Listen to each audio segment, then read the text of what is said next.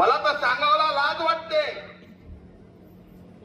या बीड जिल्ह्यामध्ये पोलिसाला सुद्धा स्वतःचं आडनाव लावता येत नसेल तर ही सामाजिक समता आहे का सांगा?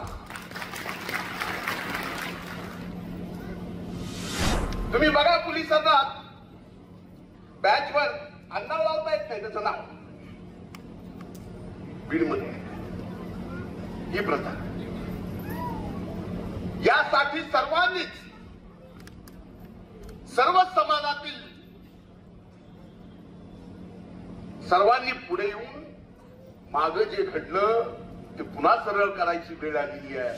शासनासमोर प्रश्न मांडायचे सुद्धा आणि शासनाकडून प्रश्न सोडवून घेण्याची सुद्धा, आणि इथून पुढच्या जयंतीची सुद्धा जबाबदारी मी घेतो. शिक्षण फक्त वंजारी समाजापुरतं नव्हतं, म्हणून माझे हात जोडून कळकळीची विनंती आहे.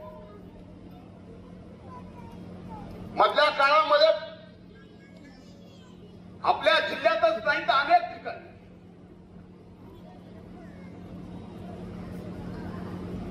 सामाजिक समता उघडली नाही.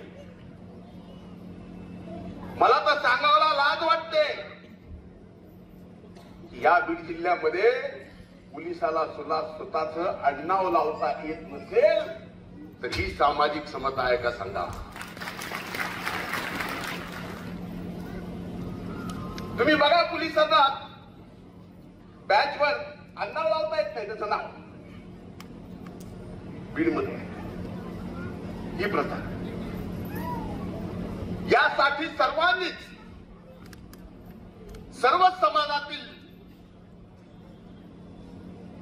सर्वांनी पुढे येऊन मागे जे घडलं ते पुन्हा सरळ करायची वेळ आलेली आहे. आपण ज्या मागण्या या ठिकाणी केल्या, स्वराजी इथून पुढची सगळी जबाबदारी माझी. तुमच्या लढाईची सुद्धा,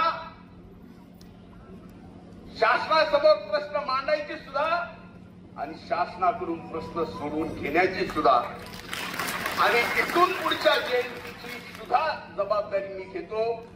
आणि असंच पुढे काम करत राहा. शुभेच्छा देतो.